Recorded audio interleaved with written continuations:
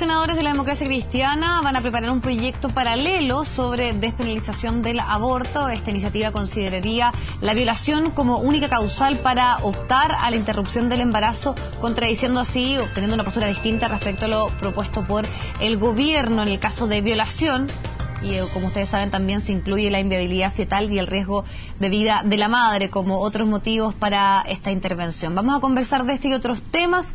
Nos acompaña en CNN Chile la alcaldesa de Peñalolén y vicepresidenta de la ADC, Carolina Leitao. Muchas gracias por estar junto a nosotros. Hola, ¿cómo está?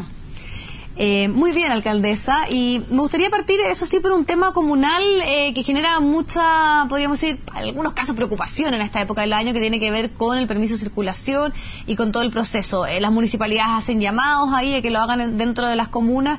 Y ¿qué nos puede contar del proceso dentro de Peñalolén y sobre todo con la posibilidad de hacerlo a través de Internet?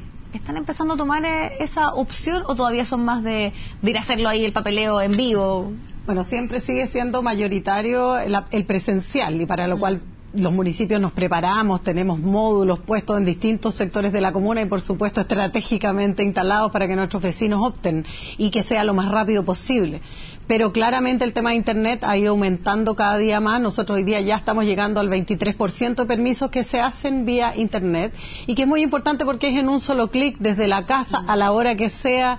Y lo más importante es que nosotros estamos desde el año 2007, Peñalolén fue pionero en este tema. Hoy día hay más municipios, pero el tema es que es 100% en línea, y nosotros nos preparamos porque esto significa tener un servicio, digamos, un backstage de esta historia muy bien hecho, muy bien preparado para cualquier contingencia y que la persona pueda resolver cualquier problema en el momento. Y que seguro, me imagino yo, el tema de la seguridad, que es uno de los mayores temores de mucha gente que no se atreve a hacer transacciones a través de Internet.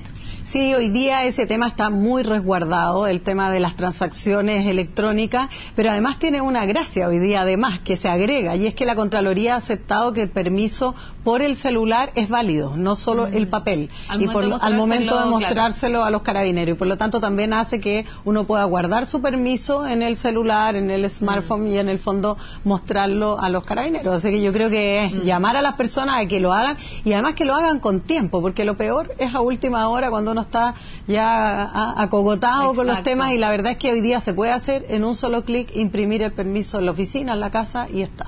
Ahora, ¿cuánto de los ingresos que tiene una municipalidad dependen de los permisos de circulación? Porque los llamados se hacen justamente a que esos dineros queden ahí de las personas que viven y residen, porque es también, me imagino, un financiamiento o dineros claves para los municipios. Absolutamente clave. Nosotros, gran parte de nuestro presupuesto, y por lo tanto estamos hablando más del 30% del presupuesto en el caso del año 2014, fue producto de los permisos de circulación. Ahí también aclarar que los municipios recibimos una cantidad, no recibimos todo, el resto va al Fondo Común Municipal, claro. Recibimos 37,5% y el resto todo va, o sea, en el caso nuestro, 11.000 millones el año pasado, 4.000 y tanto quedan en Peñalolén. Y por lo tanto para nosotros muy importante el aporte de los vecinos, pero también ahí te quiero, un punto importante, este también es un tema de la equidad de los municipios. Cuando uno dice, ¿por qué hay municipios más bonitos, más verdes, etcétera? Y ¿por qué hay municipios que a veces se ven más pobres, menos? Bueno, porque aquí está la diferencia, el 35% de los vehículos de Peñalolén no es lo mismo que el 35% en los vehículos de Las Condes, Vitacura, sí, claro, Lo Barnechea, que son más caros, son modelos más nuevos, y por lo tanto ahí se empieza a generar la inequidad en los ingresos, y finalmente por eso para nosotros es tan relevante el ingreso de permiso de circulación, porque lo poco que puede ingresar es fundamental para las inversiones que hacemos en la comuna. Bueno, alcaldesa, hablemos un poco de la contingencia. Durante la presentación yo le hablaba de esta propuesta de su partido, en el caso de violación, que más bien se avance en un proyecto de despenalizar y no de legalizar, porque sienten que el proyecto del Ejecutivo iría en esa línea. ¿Cuál es su posición con respecto a esto? ¿Usted apoya esta posible presentación que haría su partido con respecto a este tema? Yo creo que lo primero que tiene que hacer el partido es llevar este tema al Consejo Nacional, que es el órgano, digamos, que va a debatir este tema y que va a plantear la posición de la democracia cristiana. Yo quiero recordarte que la democracia cristiana tiene una posición respecto de este tema en su Congreso discurso ideológico, donde definió que la democracia cristiana es contraria al aborto, y sin apellidos, sin ningún tema en particular, digamos, que uno pudiera sacar como excepción. ¿Qué es lo que hay hoy día? Un proyecto de ley presentado por el gobierno, pero en este caso yo creo que es donde hay que fortalecer también que los partidos somos entidades que tenemos identidad propia, que tenemos planteamientos propios y que por lo tanto al interior de la nueva mayoría tenemos que procesar. Yo creo que los senadores de la democracia cristiana se están haciendo cargo un poco al presentar una propuesta distinta, porque recuérdate que habían ellos también planteado que ojalá el gobierno planteara el proyecto en materia separada. Claro. Y como eso no ocurrió, de alguna manera ellos están planteando una fórmula de solución, digamos, a ese debate. Al interior de la democracia cristiana no hay unanimidad hoy día en términos de lo que son los parlamentarios, que son los que van a votar las iniciativas, a eso me refiero. Hay una postura partidaria que está definida por el Congreso Ideológico, pero al interior de los parlamentarios hay diferencias. Yo creo que lo importante es procesar esas diferencias en el Consejo Nacional, que debatamos este tema y ojalá que planteemos una posición común y que el Consejo sea capaz de darle a todos nuestros parlamentarios, también hay parlamentarios incluidos obviamente en esa instancia, y que de ahí podamos sacar una postura que fuera mayoritaria para la democracia cristiana. Y usted como militante de la democracia cristiana, ¿cuál es su postura? Porque usted también lo expresa, hay diferentes posiciones dentro de su partido, hay algunos que están de acuerdo con las 3 causales, otros que en 2, y usted además también como mujer, ¿cuál es su opinión respecto a este tema? Bueno, yo soy contraria al aborto en general, absolutamente. Creo que el derecho a la vida es un derecho fundamental y por lo tanto uno no podría, digamos, en mi caso y en una postura, yo diría también como mujer, no defender la vida en este caso de un feto y después obviamente de un bebé. Obviamente que estoy dispuesta también a que uno pueda discutir casos de excepción.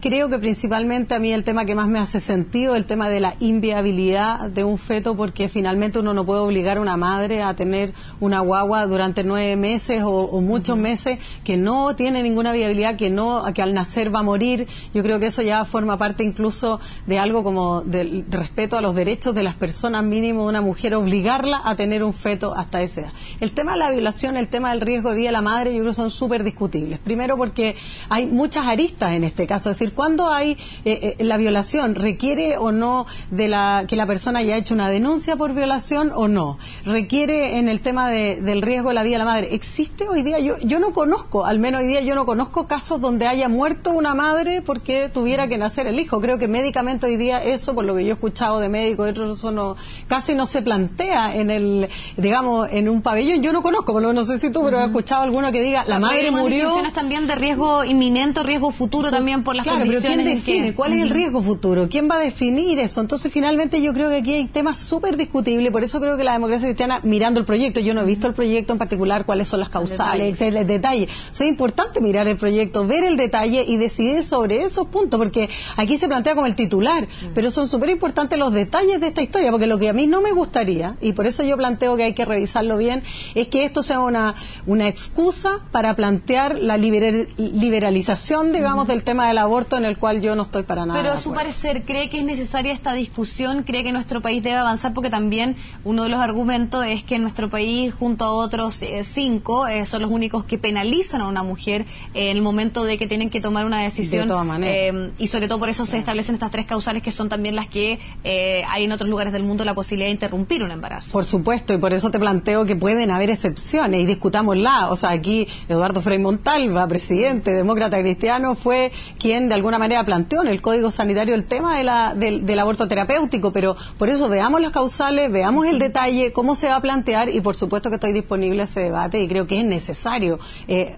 adecuarse a los tiempos y decir, mira, estas causales, como por ejemplo te plantea el tema de la inviabilidad del feto. Y a su parecer, ¿debiese haber libertad por parte de los militantes de la democracia cristiana al momento de votar este proyecto, o más bien usted esperaría que hubiese una voz común dentro del falangismo al momento de hablar de esta despenalización? Sí, a mí me gustaría y me encantaría que hubiera una voz común. Creo que sería bueno que el Consejo Nacional tomara una decisión común y que ojalá los parlamentarios pudieran tomar en cuenta esa decisión, y ojalá todos los parlamentarios demócratas cristianos votaran, digamos, de una misma manera. Eso me gustaría. ¿Eso como una orden de partido? No, es que eso es lo que a mí me gustaría, que ojalá todos votaran de manera. No estoy diciendo que aquel que no lo haga lo echemos del partido, eso es otra cosa. A mí me gustaría que todos votaran de la misma manera. Si alguno de los parlamentarios parlamentarios no lo hiciera, creo que hoy día hablamos de un tema que es que tiene que ver con la conciencia de las personas, es algo tan importante, no estamos hablando de una ley, digamos, de un tema superfluo, estamos hablando de cosas que tienen que ver con la ética, con los valores, etcétera, entonces, es tan personal eso que no me gustaría decir, y creo que no corresponde que uno pudiera decir que va a echar a un parlamentario del partido por esta razón. Ahora también su partido está viviendo un proceso de elecciones de candidatos que se han dado a conocer y se habla de una lista de unidad que finalmente dos de quienes estaban en esta candidatura, estamos hablando del senador Pizarro y también del diputado Fuad Saín, y tiene una lista conjunta. ¿Cuál es su parecer respecto a la viabilidad de esta posibilidad? Porque en algún momento también algunos decían que no era lo más idóneo, pero al parecer se ha ido avanzando en eso, entiendo. Sí, yo celebro que se haya llegado a un acuerdo de una lista mayoritaria. No es unitaria porque elecciones van a haber igual y por lo tanto lo importante es que haya una lista mayoritaria. ¿Por qué? Porque eso fortalece la posición del partido, porque representa a las grandes mayorías que hoy día además están representadas en el Consejo Nacional y por lo tanto eso significa que se le da gobernabilidad a la conducción. Es importante también destacar que el senador Pizarro, Fuad Saín y todos los otros que integran la lista son personas que tienen relevancia y liderazgo al interior del partido y eso hace que también se puedan repartir las vocerías al interior de la democracia cristiana en los distintos temas. Está Matías Walker, que fue además de que ha estado liderando a los diputados, digamos, en la bancada. Tenemos Carolina Goich en el ámbito de mujeres. ¿Qué me hubiese gustado que hubiesen habido más mujeres en la lista? Pero bueno, también aquí hay en las negociaciones, etcétera, cada uno de los sectores también ha planteado cuáles son las personas que los representan. Yo creo que ahí están todos representados, creo que está Sergio Espejo también. O sea, de alguna manera todos los sectores han ido generando en esta conducción, digamos, un apoyo y yo creo que el senador Pizarro, si es electo presidente del partido, va a contar con una amplia mayoría para poder gobernar. Sí, por supuesto que yo apoyo. Ahora, ¿qué responde usted a algunos sectores? Por ejemplo, quien sigue ahí en su candidatura, el señor Ormazábal, plantea de que más bien esto se trata de una repartija de cargos más que de una lista mayoritaria como se ha planteado por estas dos figuras que encabezaban tanto el senador Pizarro como Fuad Saín, las listas que estaban en competencia. Yo creo que uno, para plantearse como una posición válida, digamos, y para que te voten en el partido, lo peor es descalificar al adversario. Yo creo que lo que tiene que fortalecer es la posición propia. Yo creo, más que criticar a mi camarada Ormazábal, que lo quiero muchísimo, pero la verdad es que creo que la opción de Jorge Pizarro es mucho mejor porque es una lista, porque no solo el presidente del partido, también tenemos que mirar cuál es la lista que él representa y plantea. Aquí hay varios personas que son destacados militantes del partido que acompañan a Jorge en esto y que si no lo acompañaran sería muy difícil para él generar una conducción que le dé además identidad, porque aquí hay un tema. Nosotros estamos dentro de la nueva mayoría, pero el partido tiene que fortalecer su identidad y también su liderazgo dentro de la coalición. Y para eso necesitamos un presidente que tenga una conducción que sea mayoritaria y que goce, digamos, de todo el respaldo partidario que le permita plantear los temas, obviamente, ante la presidenta y ante, digamos, el comité político de esta nueva mayoría con absoluta fortaleza. Alcaldesa, ¿cuál es su opinión respecto a la lista SQM del caso Penta, donde aparecerían ciertas vinculaciones de un militante de la democracia cristiana? Hablamos del diputado León, también aparece ahí un vínculo de un embajador de la democracia cristiana y la investigación, y finalmente ahí también hay ciertos análisis respecto a la figura del fiscal que la encabeza. Ayer se dio a conocer, por ejemplo, las explicaciones que entregaba el diputado León señalando que efectivamente su hijo prestó servicios, que no hay boletas ideológicamente falsas y que tampoco hay un financiamiento a la democracia cristiana por parte de SQM. Su opinión respecto a esto y las explicaciones que entregó el diputado, ¿le parece que pueden dejar conformes a las personas respecto a las dudas que hay en este caso? Bueno, yo creo que la conformidad final obviamente está en la investigación del juicio y cuando se resuelva el caso. No me atrevería por las declaraciones, yo las leí ayer también en la segunda, pero creo que yo lo entiendo y le creo, digamos. Roberto León es un diputado destacadísimo de la democracia cristiana que ha cumplido un rol muy importante en la séptima región y yo creo que él ahí decía de enlodar, digamos, su posición como parlamentario que se ha destacado por este tema. Yo le creo y creo que si él obviamente dijo que lo iba a defender en tribunales, yo creo que aquí lo importante es la transparencia. Yo creo que tenemos que avanzar en lo que es la transparencia del financiamiento a la política.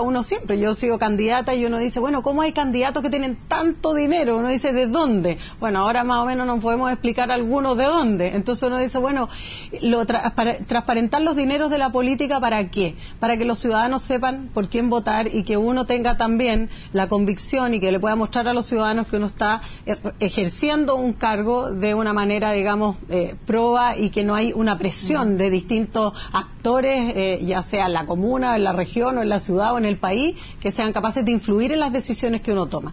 Por lo tanto, yo creo que aquí es importante que el diputado, y en este caso el hijo, el diputado que fue quien hizo esta asesoría, así como también en el caso de Marcelo Rosa, yo creo que ellos tienen que ir, explicar, mostrar los trabajos que se hicieron, las asesorías que se hicieron, y con eso aclarar también, y que en esto no sea un tema de empate, digamos, sino que más bien poder aclarar los puntos y poder decir, mira, aquí están las asesorías. Si las asesorías están, ¿por qué el hijo de un diputado no podría hacer una asesoría en una empresa?